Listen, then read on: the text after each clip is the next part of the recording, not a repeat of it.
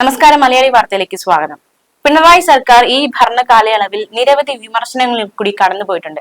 അതിൽ ഏറ്റവും പ്രധാനപ്പെട്ട ഒരു വിമർശനമായിരുന്നു ക്ലിഫ് ഹൗസിലെ നീന്തൽക്കുളത്തിന് അത് നവീകരിക്കാൻ പണം അനുവദിച്ചതിന് നേരത്തെ ഒരുപാട് വിമർശനങ്ങൾ ഈ പിണറായി സർക്കാർ കേട്ടിട്ടുണ്ട്. ഇപ്പോൾ വീണ്ടും ഈ വിമർശനങ്ങളൊക്കെ ചവിട്ടി മെതിച്ചുകൊണ്ട് വീണ്ടും ആ ഒരു ക്ലിഫ് ഹൗസിലെ നീന്തൽക്കുളത്തിന് പണം അനുവദിച്ചിരിക്കുകയാണ്. സാമ്പത്തിക പ്രതിസന്ധി ഒക്കെ നിലനിൽക്കുന്ന സാഹചര്യത്തിലാണ് വീണ്ടും മുഖ്യമന്ത്രിയുടെ ഔദ്യോഗിക വസതിയിലെ ക്ലിഫ് ഹൗസിലെ നീന്തൽക്കുളത്തിന് പണം അനുവദിച്ചിരിക്കുന്നത്, അല്ലെ?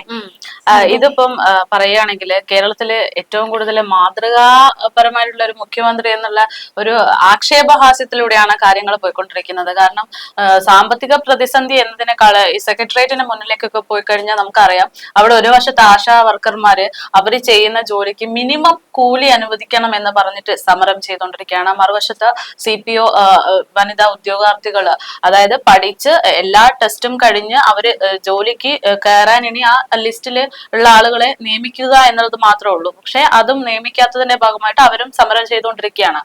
ഇവരൊക്കെ ആവശ്യപ്പെടുന്നത് സർക്കാരിന് ഒരു ആനുകൂല്യമായിട്ടല്ല, അതായത് അവർക്ക് അവകാശപ്പെട്ട കാര്യങ്ങൾക്ക് വേണ്ടിയുള്ള സമരം നടത്തിക്കൊണ്ടിരിക്കുകയാണ്.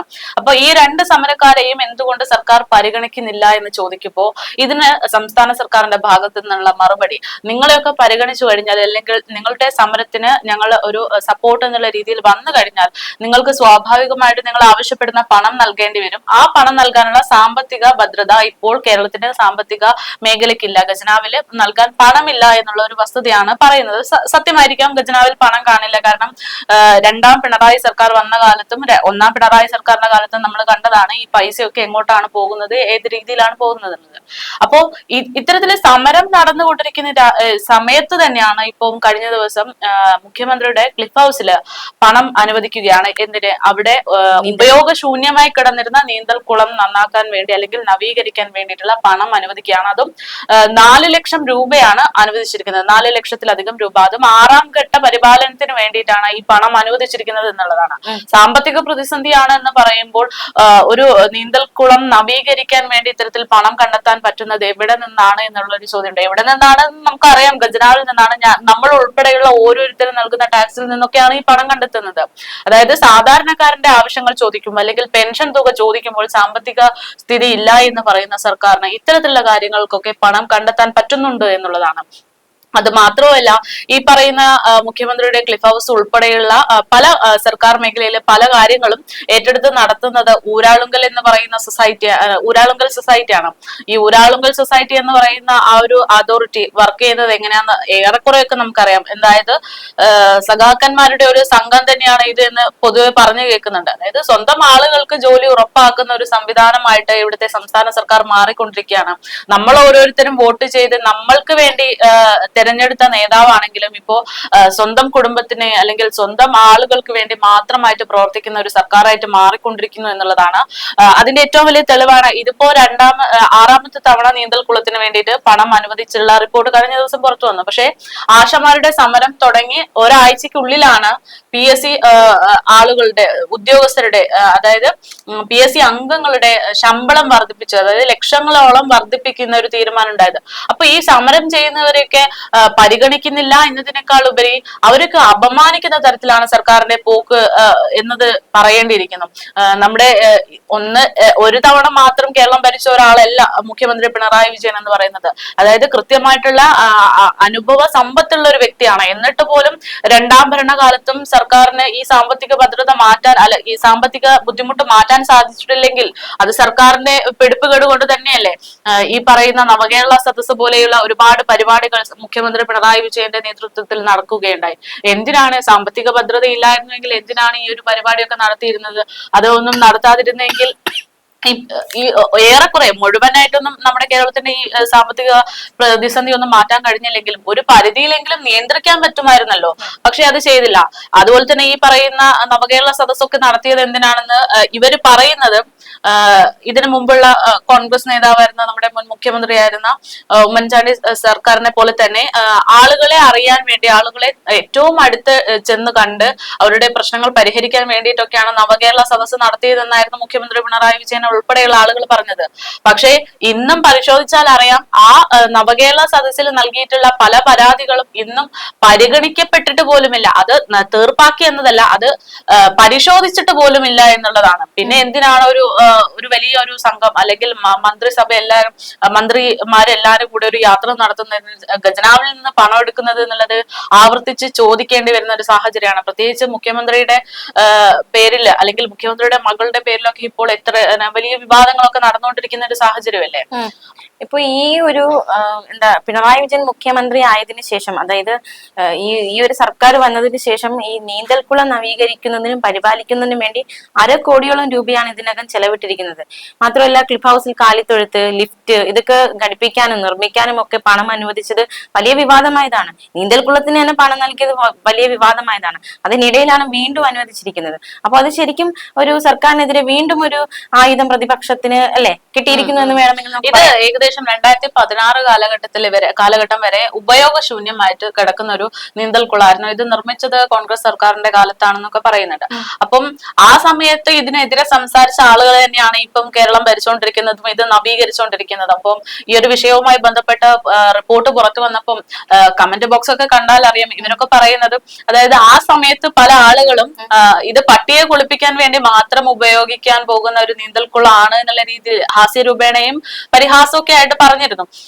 അങ്ങനെയുള്ള ഒരു സാഹചര്യത്തിലാണ് ഇപ്പം നീന്തൽക്കുളം, അതും പ്രത്യേകിച്ച് മുഖ്യമന്ത്രിയുടെ ക്ലിഫ് ഹൗസിലെ നീന്തൽക്കുളമാണ് പരിപാലിക്കുന്നത് എന്ന് പറയുമ്പോൾ അതുമായി ബന്ധപ്പെടുത്ത പണ്ട് ആരൊക്കെയോ പട്ടിയെ കുളിപ്പിക്കും എന്നൊക്കെ പറഞ്ഞിരുന്നു എന്നുള്ള രീതിയിലുള്ള കമന്റുകളൊക്കെ പുറത്തു വരുന്നുണ്ട്. അതായത് ഒരു സമയത്ത് പറഞ്ഞിരുന്ന നിലപാടുകൾക്ക് നേരെ വിപരീതമായിട്ടാണ് ഇന്നത്തെ കേരളത്തിലുള്ള സർക്കാരും അതുപോലെ തന്നെ അവരുടെ സർക്കാരിന് കീഴിലുള്ള മന്ത്രിമാരും ഒക്കെ ചെയ്തുകൊണ്ടിരിക്കുന്നത് എന്നുള്ളതാണ്. അതിൽ ഏറ്റവും വലിയ ഉദാഹരണം എന്ന് പറയുന്നത് ആശാ സമരം തന്നെയാണ്. നമുക്കറിയാം ഈ കമ്മ്യൂണിസം എന്ന് പറയുന്ന ഒരു പ്രസ്ഥാനം ഏറ്റവും കൂടുതൽ ശക്തമായിക്കൊണ്ടിരുന്നത് തൊഴിലാളി പ്രസ്ഥാനം എന്നുള്ള രീതിയിൽ തന്നെയായിരുന്നു. ആവശ്യങ്ങളും അവകാശങ്ങളും നേടിയെടുക്കുക, തൊഴിലാളികൾക്കും ജനങ്ങൾക്കും ഒപ്പം നിൽക്കുക എന്നതൊക്കെയായിരുന്നു കമ്മ്യൂണിസ്റ്റുകാർ പൊതുവെ അറിഞ്ഞിരുന്നത്. ഒരു കാലത്ത് സംഭവിച്ചത് അതാണ്. പക്ഷെ ഇന്നിപ്പം സമരം ചെയ്യുന്നവരോട് പുച്ഛമാണ്, പരിഹാസമാണ് എന്നുള്ള നിലയിലേക്കാണ് ഇവിടുത്തെ ഓരോ ഇടത് നേതാക്കന്മാരുടെയും നിലപാടുകളൊക്കെ കാണുന്നത്. സംസ്ഥാന സർക്കാരിന് ചെയ്യാൻ പറ്റുന്നതൊക്കെ ചെയ്തു കഴിഞ്ഞു എന്നുള്ള നിലപാടിലാണ് തൊഴിൽ വകുപ്പ് മന്ത്രി അടക്കം. അത് ആശമാരുടെ കാര്യത്തിലാണെങ്കിലും CPI ഉദ്യോഗാർത്ഥികളുടെ കാര്യത്തിലാണെങ്കിലും പറയുന്നത് സംസ്ഥാന സർക്കാരിന് ചെയ്യാനുള്ളതൊക്കെ ചെയ്തു കഴിഞ്ഞു എന്നാണ്. അപ്പൊ ഇവരൊക്കെ ചോദിക്കാണ്, എന്താണ് ഇതിന് മാത്രം ചെയ്തു കഴിഞ്ഞത്? ഇത് മാത്രമാണോ ഈ സംസ്ഥാന സർക്കാരിന് ചെയ്യാനുള്ളത് എന്നുള്ളത് ചോദിക്കുന്നുണ്ട്. അപ്പൊ ഇതിനൊന്നും മറുപടിയില്ല. ഈ പറയുന്നത് പോലെ സമരം നടത്തുന്ന ആളുകളെ കൊണ്ടുപോകാൻ ഒരു മെഡിക്കൽ സർവീസ് അവിടെ വേണം, ആംബുലൻസ് ഉൾപ്പെടെയുള്ള കാര്യങ്ങൾ അവിടെ വേണ്ടതുണ്ട്. പക്ഷെ കഴിഞ്ഞ 2 ദിവസം മുമ്പ് CPI ഉദ്യോഗാർത്ഥിനി തളർന്നു വീണപ്പോ അവരെ കൊണ്ടുപോകാൻ ഒരു ആംബുലൻസ് പോലും ആ പ്രദേശത്തൊന്നും ഉണ്ടായിരുന്നില്ല എന്നുള്ളതാണ്. അപ്പൊ സർക്കാർ അത്രമാത്രം വീഴ്ചകൾ വരുത്തുന്നുണ്ട്. ഇതിനൊക്കെ എന്ത് ചോദിച്ചാലും ഉത്തരം സാമ്പത്തിക പ്രതിസന്ധിയാണ് എന്നുള്ളതാണ്. അങ്ങനെ ഒരു സാമ്പത്തിക പ്രതിസന്ധി ഇവിടെ കിടക്കുമ്പോഴാണ് മുഖ്യമന്ത്രിയുടെ ക്ലിഫ് ഹൗസില് നീന്തൽക്കുളം പരിപാലിക്കാൻ വേണ്ടി അല്ലെങ്കിൽ നവീകരിക്കാൻ വേണ്ടി ഊരാളുങ്കലിന് കോൺട്രാക്ട് കൊടുക്കാൻ വേണ്ടി 4 ലക്ഷം രൂപ അനുവദിച്ചിരിക്കുന്നത്. ഇതിന് മുഖ്യമന്ത്രിയുടെ മരുമകനായിട്ടുള്ള പൊതുമരാമത്ത് വകുപ്പ് മന്ത്രിയായിട്ടുള്ള മുഹമ്മദ് റിയാസ് ഉൾപ്പെടെ ധനവകുപ്പ് മന്ത്രിയായിട്ടുള്ള KN ബാലഗോപാൽ ഉൾപ്പെടെ സമ്മതം മൂളിയിരിക്കുന്നു എന്നുള്ളതാണ്. ധനവകുപ്പ് മന്ത്രി എന്നൊക്കെ പറയുന്നത് ധനവകുപ്പിനെ കൈകാര്യം ചെയ്യാനും ഈ കാര്യങ്ങളുടെയൊക്കെ ഏകദേശ കാര്യങ്ങൾ മനസ്സിലാക്കി മന്ത്രിമാരെ ബോധ്യപ്പെടുത്താനുള്ളതുമാണ്. അപ്പം വേണമെങ്കിൽ സാമ്പത്തിക പ്രതിസന്ധിയാണ് ഈ പണം കണ്ടെത്തുന്നത് കുറച്ച് നീട്ടിവെക്കാമെന്ന് മുഖ്യമന്ത്രിയെയും പൊതുമരാമത്തിനെയൊക്കെ ബോധിപ്പിക്കാവുന്ന കാര്യമേ ഉള്ളൂ. പക്ഷെ ഒരു മുൻകൈ എടുക്കാൻ ഇവരൊന്നും നിൽക്കുന്നില്ല എന്നുള്ളതിന്റെ തെളിവാണ് ഈ ആവശ്യം ഉന്നയിക്കപ്പെടുന്നത്. അതായത് മന്ത്രിമാർക്ക് സുഖ സൗകര്യങ്ങൾക്ക് വേണ്ടിയിട്ടുള്ള അല്ലെങ്കിൽ ഈ നീന്തൽക്കുളം എന്നൊക്കെ പറയുന്നത് അത്യാവശ്യമുള്ള കാര്യമൊന്നുമല്ല. അതെന്തായാലും ആഡംബരത്തിന്റെ അല്ലെങ്കിൽ ഒരു ഭംഗിക്ക് വേണ്ടി ഉണ്ടാക്കി വെക്കുന്ന സാധനമാണ്. അപ്പം അതിനു വേണ്ടിയിട്ടൊക്കെ പണം അനുവദിക്കുക, അത് പൊതുഖജനാവിൽ നിന്ന് ഈ സാമ്പത്തിക പ്രതിസന്ധിക്കിടയിൽ പണം അനുവദിക്കുക എന്ന് പറയുന്നത് ശരിക്കും സർക്കാരിന്റെ വലിയ പിടിപ്പുകേട് തന്നെയായിട്ടാണ് പറയുന്നത്. ഈ ഒരു നേരത്തെ അന്നത്തിന് വേണ്ടിയിട്ടുള്ള ഒരു സമരം സെക്രട്ടേറിയറ്റിന് മുന്നിൽ ശക്തമായിക്കൊണ്ടിരിക്കുന്ന ഈ സാഹചര്യത്തിൽ മേഘ പറഞ്ഞതുപോലെ അവർക്കെതിരെ ഒരു കൊഞ്ഞനം കാട്ടുന്ന രീതിയിലുള്ള നിലപാട് തന്നെയാണ് സർക്കാർ സ്വീകരിച്ചത് ഈ ഒരു സാഹചര്യത്തിൽ, അല്ലേ? പിന്നെ തീർച്ചയായിട്ടും അത് മാത്രമല്ല, കേരള കേരളത്തിനെ സംബന്ധിച്ച് ഓരോ വർഷവും എടുക്കുന്ന പൊതുകടം അത് വർദ്ധിച്ചു വരികയാണ്.